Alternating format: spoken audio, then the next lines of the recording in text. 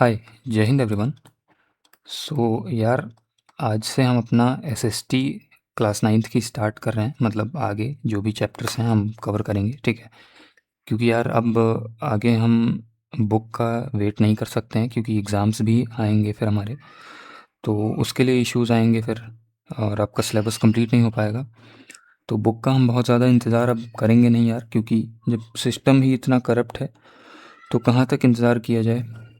Well, अभी हम वो चैप्टर्स कवर करेंगे, ठीक है, जो जिनमें मुझे लगता है कि हाँ, इनमें अगर चेंजेस हुए, नई बुक आई, चेंजेस हुए तो छोटे मोटे होंगे जो कि एक्सेप्टेबल हैं। कुछ ऐसा खास चेंज नहीं होगा जो मैं आपको ना बताऊं, ठीक है। और उन चैप्टर्स को मैं अभी के लिए स्किप करूँगा जब तक बुक नहीं आ जाती, जिनमें मुझे लगता है कि हाँ, इनमें चेंजेस आ सकते हैं, ठीक है, जो फैक्चुअल चैप्टर्स नहीं है, ठीक है। तो स्टार्ट करते हैं, लेकिन बताना चाहूँगा यार, जो भी इसके डिजिटल नोट्स हैं, ठीक है, उसका एक मेरा टेलीग्राम चैनल है, उसका लिंक डिस्क्रिप्शन में है, वहाँ पे आपको मिल जाएगा। और दूसरी चीज़, मेरे पास एक बुक है जी एसएसटी की, ठीक है। आप रेफरेंस बुक की तरह उसको यूज़ कर सकते हैं। हाँ, पूरा ही उस पे मत लीन हो जाना, ठीक है, क्योंकि अभी हमारी ऑफिशियल बुक आई नहीं है।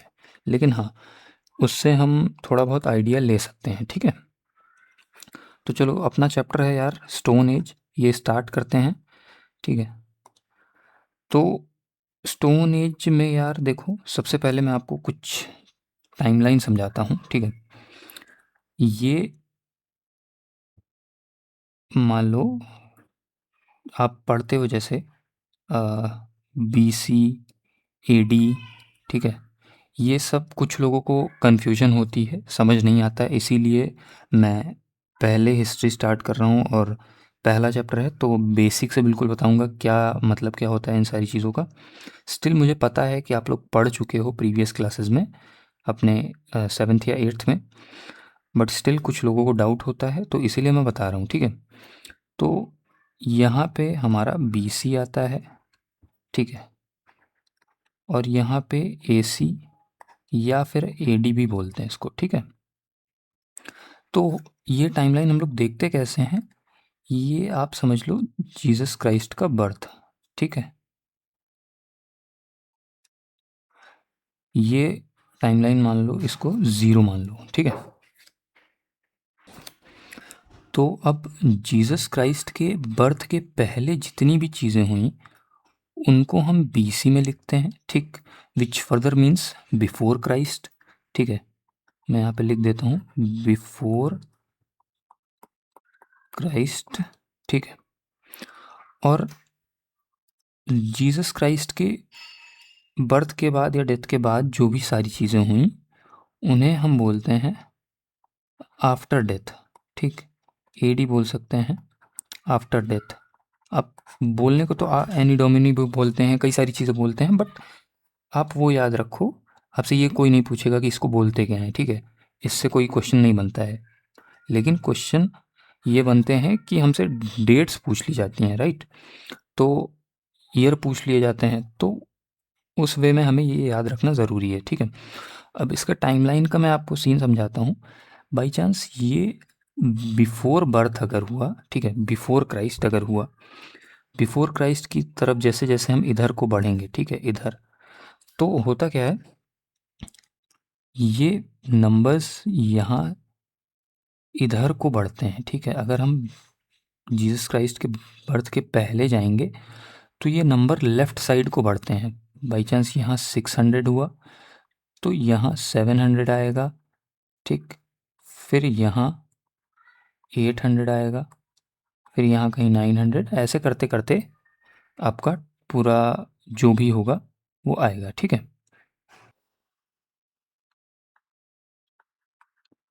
तो इतना समझ में आया। एक, रुकना, मैं फ्रेश पेज पे समझाता हूँ आपको। ये हो गया, ठीक, ये हो गया, ये मैं JC लिख देता हूँ, जीसस क्राइस्ट, ठीक है। यहाँ पे हो गया ये 0, ठीक है। अब अगर हम जीसस क्राइस्ट के बर्थ के पहले की जो भी बातें करेंगे, ठीक है, जो भी हिस्ट्री पढ़ेंगे तो उसको हम BC से डिनोट करते हैं और उसके नंबर्स जो हैं लेफ़्ट साइड को बढ़ते हैं, ठीक है। अब 0 से ये होगा 100, कहीं पे 200, कहीं पे 300, कहीं पे 400, ऐसे ऐसे करके चलता है, ठीक, राइट, इतना समझ में आया। तो ये हो गया हमारा BC, ठीक। अब इसके अगर बाई चांस जीसस क्राइस्ट के बर्थ के बाद की जो भी सारी चीज़ें, बर्थ या डेथ कह लो, ठीक है, तो उसके बाद की जो भी चीज़ें हम पढ़ते हैं यानी कि राइट हैंड साइड पे हो डिनोट की जाती हैं, वो जो भी हैं यहाँ वो राइट हैंड साइड को बढ़ती जाती हैं, ठीक है। अब यहाँ पे 0 आया होगा, ठीक। अब ये यहाँ पे फिर 100 आएगा, 200 आएगा, 300 आएगा, ठीक। अब आपके माइंड में क्वेश्चन आ रहा होगा कि यहाँ पे भी 100, यहाँ पे भी 100, इधर साइड भी 100, इधर साइड भी 100। तो समझो, इधर के 100 को, लेफ्ट साइड के 100 को हम लोग BC से डिनोट करते हैं, राइट। और राइट साइड के 100 आई मीन जो भी ईयर्स हैं उन्हें हम AD या AC से डिनोट करते हैं, AD या AC से, ठीक। ये समझ में आया, ये बेसिक सी चीज़ें थी, ये मुझे आपको बतानी थी, ठीक। आई होप सबको क्लियर हो गई होंगी। चलो अब अपने चैप्टर पे बढ़ते हैं आगे और समझते हैं। तो यार आप चाहो तो अपने नोट्स बना सकते हो, बट स्टिल मैं कहूँगा चुपचाप ऐसे ही बैठ जाओ, एक कॉपी ले लो, छोटे मोटे बाद में जो नोट्स बनाने होंगे बना लेना, क्योंकि आपको डिजिटल PDFs मिल जाएंगी टेलीग्राम चैनल पे, और वैसे भी बुक आपके पास आ ही जाएगी। हाँ, जब तक बुक नहीं आ रही है तब तक नोट्स बना लेना, लेकिन मैं आपसे रिक्वेस्ट करूँगा कि जितनी देर भी मैं आपको पढ़ा रहा हूँ तो उतनी देर आप प्रॉपर कुछ मत करो, नोट्स भी मत बनाओ। आप नोट्स बाद में बना लेना, लेक्चर जैसे ही मैं ये सारी चीज़ें जो भी मैं लिखूँगा सारा आपको मिल जाएगा, ठीक है।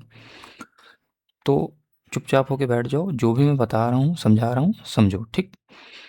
अब होता क्या है भाई, स्टोन एज में हम पढ़ते हैं, स्टोन एज में ही हम अर्ली मैन के बारे में भी पढ़ते हैं, सारी चीज़ें पढ़ते हैं, ठीक है। मोस्टली अर्ली मैन के ही बारे में पढ़ते हैं। तो स्टोन एज के टोटल 3 फेज़ होते हैं, ठीक। कौन कौन से? पैलियोलिथिक, ठीक, मीज़ोलिथिक एंड नियोलिथिक। ये सारी चीज़ें मैं डिटेल में आगे चल के आपको समझाऊंगा, बट एक ओवरव्यू देता हूँ मैं आपको, ठीक है। तो पैलियोलिथिक में क्या होता था यार, कि जो भी अर्ली मैन था, ठीक है, वो पैलियो का मतलब क्या होता है समझो, कि ये 2 ग्रीक वर्ड से मिलके बना है। एक हुआ पैलियो और दूसरा लिथिक, ठीक, या लिथ। तो पैलियो का मतलब होता है ओल्ड और लिथिक का मतलब होता है स्टोन, यानी कि ओल्ड स्टोन एज, राइट। तो इसमें होता था क्या था यार, कि अर्ली मैन जो था वो मोस्टली डिपेंड था हंटिंग पे, राइट। और या फिर हम कह सकते हैं सीजनल फ्रूट्स वगैरह हो गया, वेजिटेबल्स हो गई। वेजिटेबल्स तो फ़िलहाल उतना नहीं थी अर्ली स्टोन एज में, ठीक है। तो मोस्टली अर्ली मैन हंटिंग ही करता था, ठीक है। तो अगर वो हंटिंग करेगा तो किसी न किसी चीज़ से तो करेगा, राइट। तो वो मोस्टली मोस्टली क्या, आपका जितना भी पूरा प्री हिस्ट्री है उसमें जितना भी है, तो अर्ली मैन मोस्टली जो भी अपने हंटिंग के लिए जो भी चीज़ें बनाता था वो सारी रॉक से बनी होती थी, ठीक। इसीलिए ये इस एज को बोलते हैं पैलियोलिथिक एज। आप देख रहे होंगे पैलियोलिथिक, मीज़ोलिथिक, नियोलिथिक, सब में लिथिक आ रहा है, मींस ये स्टोन एज की कैटेगरी है, ठीक है। और दूसरा आता है, अब होता क्या है, पैलियोलिथिक में ज़्यादा कुछ चीज़ें थी नहीं अर्ली मैन के पास, फिर धीरे धीरे करके वो इवॉल्व हुआ। ऐसा होता नहीं है कि जैसे कभी आपको पॉकेट मनी मनी 10 रुपये मिलती है तो आप समोसा खाते हो, फिर किसी दिन 20 रुपये मिलती है तो आप पेटीज़ खाते हो, फिर किसी दिन ज़्यादा मिल गए तो कोल्ड ड्रिंक भी ले लेते हो साथ में, राइट। तो वैसे ही अर्ली मैन के साथ भी हो रहा है कि जैसे जैसे उसे चीज़ें समझ में आ रही हैं वो इवॉल्व कर रहा है, राइट। तो इवॉल्व कर रहा है तो उसके टूल्स भी धीरे धीरे बेहतर होते जा रहे हैं, ठीक। और वो हंटिंग के साथ साथ थोड़ा बहुत डिपेंड हो रहा है फ्रूट्स पे भी, सीजनल फ्रूट्स पे। और आगे चल के हम देखेंगे कि वो और एडवांस टूल बनाता है, प्लस वेजिटेबल्स पे भी डिपेंड होता है, प्लस एग्रीकल्चर भी करने लग जाता है। ठीक, तो ये था आपका जो भी पैलियोलिथिक, मीज़ोलिथिक और नियोलिथिक का एक ब्रीफ एक्सप्लेनेशन। ठीक, अब आते हैं, हम देखते हैं वाई अर्ली ह्यूमंस वर नोमैड्स। नोमैड्स का मतलब क्या होता है यार, कि जिनका एक कोई पर्टिकुलर ठिकाना नहीं होता है, मतलब वो इधर से उधर चलते रहते हैं, भटकते रहते हैं। तो वाई अर्ली ह्यूमंस वर नोमैड्स, अर्ली ह्यूमंस नोमैड्स क्यों थे? तो इसका एक सबसे बड़ा रीज़न है यार, कि अगर वो एक जगह पे रहेंगे तो ऐसा तो होगा नहीं, क्योंकि वो हंटिंग पे मोस्टली डिपेंडेंट थे। तो ऐसा तो होगा नहीं कि कोई जो जानवर है जिसका वो हंट करेंगे तो वो उनके पास चल के आएगा, उन्हें जाना पड़ेगा, राइट। तो इसी वजह से वो चलते रहते थे। और दूसरी चीज़, दूसरा रीज़न ये भी है कि वो सीजनल फ्रूट्स पे भी डिपेंड थे, राइट। तो सीजनल फ्रूट्स भी, बाई चांस कहीं आज मैंगो हो रहा है तो ज़रूरी नहीं है ना उसी सेम जगह पे आपको गुआवा के सीज़न में गुआवा भी मिलेगा, राइट। उसके लिए आपको कहीं और जाना पड़ेगा। तो दैट वाज द रीज़न कि अर्ली ह्यूमंस वर नोमैड्स। और एक और रीज़न है कि खाने के साथ साथ ह्यूमंस को पानी भी चाहिए, तो इसी वजह से वो पानी की भी तलाश में इधर से उधर घूमते रहते थे। ठीक है, तो ये सारा वही कुछ लिखा हुआ है, ये सारी स्लाइड्स आपको मिल जाएंगी जो मैंने आपको वही समझाया। ठीक, अब आगे बढ़ते हैं। ये देखिए, आप लाइफस्टाइल देख सकते हैं अर्ली ह्यूमन का कैसा था। कि ये देखिए, कुछ ये लोग हंट करके ले जा रहे हैं किसी जानवर को, ठीक। और ये देखिए, एक जानवर पीछे से भाग रहा है, इनके पीछे से, ये मर चुका है इसीलिए ये पीछे भाग रहा है। तो मोस्टली ये हंट ही करते थे अपने अर्ली स्टेज पे। धीरे धीरे चल के इनके टूल्स और अच्छे होते गए, और फिर धीरे धीरे इन्हें और चीज़ें पता चलती गई, ये इवॉल्व हुए। ठीक, फिर सीजनल फ्रूट्स पे आए, और फिर धीरे धीरे करके इन्होंने एग्रीकल्चर भी स्टार्ट किया। ठीक, अब आगे आते हैं। फिर फर्दर पैलियोलिथिक के भी 3 स्टेजेस हैं, लोअर पैलियोलिथिक, मिडिल पैलियोलिथिक और अपर पैलियोलिथिक। तो ये चीज़ जानना ज़रूरी है, लेकिन उतना इम्पॉर्टेंट नहीं है एग्ज़ाम पॉइंट ऑफ व्यू से। बट ये चीज़ समझना यार, कि पहले का जो हमारा क्लाइमेट था, राइट, वो समझ लो बहुत ज़्यादा ठंडा था। ठीक है, बहुत ज़्यादा ठंडी होती थी। कब? लोअर पैलियोलिथिक एज में। ठीक, और फिर मिडिल पैलियोलिथिक एज आते आते थोड़ा सा अ, मतलब ठंड जो है कम हुई। ठीक, और फिर अपर पैलियोलिथिक एज आते आते थोड़ा थोड़ा वार्म हुआ, क्लाइमेट चेंज हुआ। ठीक है, और यहाँ पे आप देख सकते हैं लोअर पैलियोलिथिक एज पे इनके टूल्स क्या थे? Crude, heavy stone, hand axes, cleavers. ठीक है, तो एक्सेस वगैरह का यूज़ करते थे, लेकिन किस चीज़ की? अभी तक आयरन तो आया नहीं था, तो ऑब्वियस सी बात है स्टोन की एक्सेस का ये यूज़ करते थे। खुद ही सारी चीज़ें बनाते थे वो, और उन्हीं एक्सेस का फर्दर फिर यूज़ करते थे। ठीक है, और धीरे धीरे करके ये लोग इवॉल्व होते गए, अपने टूल्स को शार्प किया, फिर आगे चल के नीडल्स भी बनाई, जो कि एक इन्हीं के बहुत काम आती थी। क्योंकि जैसा मैंने आपको भी बताया कि उस टाइम पे क्लाइमेट जो था बहुत ही ज़्यादा ठंडा था, तो ऑब्वियस सी बात है इन्हें खुद को ढकने के लिए कुछ ना कुछ चाहिए होगा। तो जिन एनिमल्स का ये हंट करते थे, उन्हीं की खाल को फिर ये लोग बुनते थे, नीडल्स बनाई थी, और उसी को पहनते थे। ठीक है, उसी से अपने आप को खुद को ढकते थे, या फिर लीव्स वगैरह से खुद को कवर करते थे। तो ये सारी चीज़ें थी। ठीक, अब आगे बढ़ते हैं। अब आता है मीज़ोलिथिक एज। पैलियोलिथिक हम समझ चुके हैं, ठीक है। तो यार अब होता क्या है कि मीज़ोलिथिक एज आते आते ह्यूमन थोड़ा सा और इवॉल्व हुआ, राइट। तो उन्होंने, अब जैसे मैंने पहले बताया था आपको कि वो हंटिंग करते थे, हंटिंग तो स्टिल अभी भी करते थे वो, लेकिन हंटिंग के बाद वो जो एनिमल्स की बोन्स बचती थी, अब इन्होंने उससे भी टूल्स बनाने स्टार्ट कर दिए थे। ठीक, क्योंकि कंपैरेटिवली अगर स्टोन से हम कंपेयर करें तो थोड़ा सा बोन्स से जो भी टूल्स हैं वो बनाने में ईजी होता था इनके लिए, क्योंकि बोन्स को ये इजीली शार्प कर सकते थे, कहीं से भी तोड़ सकते थे, काट सकते थे। तो स्टोन को तोड़ना या काटना उतना ईजी नहीं होता है, ठीक। और इसी स्टेज में इन्होंने वुडन टूल्स भी बनाए हंटिंग के लिए, और इस स्टेज तक आते आते ये फिशिंग भी करने लगे थे, ठीक। और जैसा कि मैंने आपको अभी पहले बताया कि ये अभी तक तो देखो हंटर्स और गैदरर्स थे, ठीक। इनका मेन था हंटिंग करना, और इन्हीं सब चीज़ों पे वो डिपेंड रहते थे, या फिशिंग करना, ठीक। अब इस स्टेज के एंड होते तक इन्होंने एग्रीकल्चर भी सीख लिया था, एक्सपेरिमेंट किया था, सीख क्या लिया था, एक्सपेरिमेंट किया था। इन्होंने ग्राउंड में कुछ सीड्स ड्रॉप किए, ठीक है।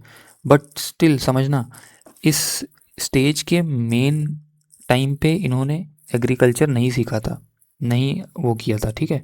ये जब एज मीज़ोलिथिक एज डिक्लाइन होने लगी उस टाइम पे, यानी कि मीज़ोलिथिक एज जब डिक्लाइन हुई और नियोलिथिक एज जब शुरू हुई, उस टाइम पीरियड में इन्होंने एग्रीकल्चर सीख लिया था।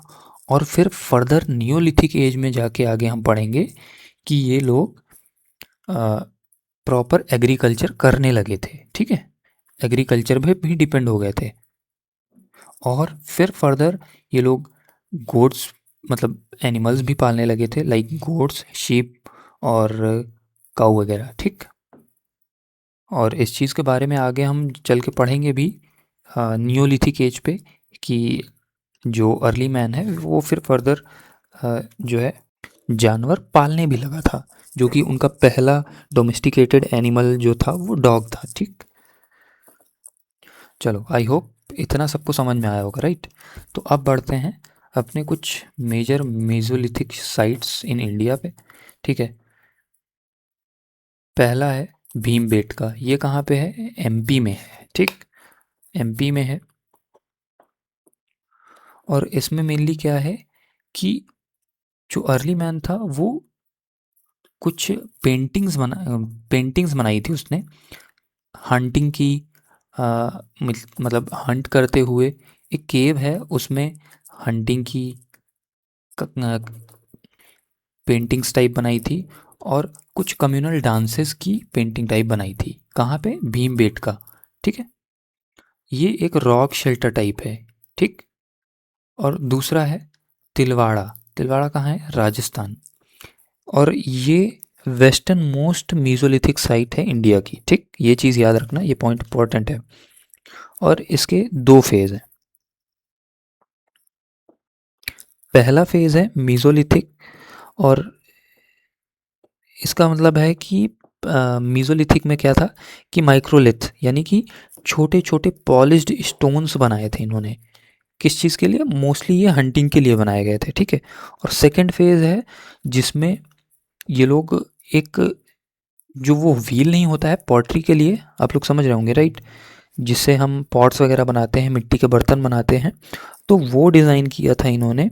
और कुछ पीसेस मिले थे आयरन के, ग्लास बीड्स के, और कुछ माइक्रोलिथ्स और थे। और यहीं पे यार कुछ बोन्स भी मिली थी एनिमल्स की, ठीक। लेकिन ये डोमेस्टिकेटेड एनिमल्स नहीं थे।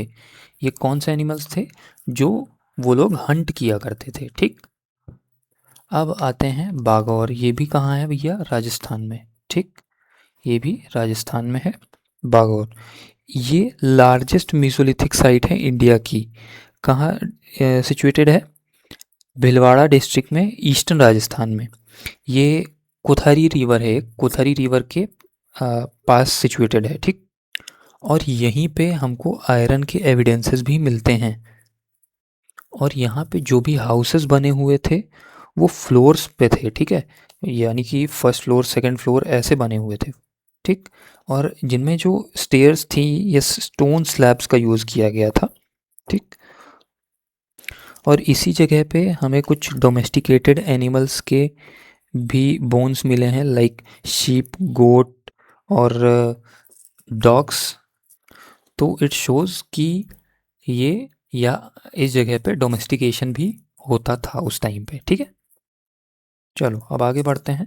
जो कि नेक्स्ट साइट है लंगनाज, ठीक है, ये भी हमारी गुजरात में ही है, राइट। बाकी दो जो है राजस्थान में थी और पहली वाली मध्य प्रदेश में थी, ठीक। अब आओ इसके बारे में पढ़ते हैं। ये कहाँ है? मेहसाना डिस्ट्रिक्ट में है। कहाँ? मेहसाना डिस्ट्रिक्ट, गुजरात में, ठीक। अब यहाँ पे हमें क्या एविडेंसेस मिले? यहाँ पे हमें माइक्रोलिथ मिले, ठीक है, और ह्यूमन बरियल्स मिले, ठीक।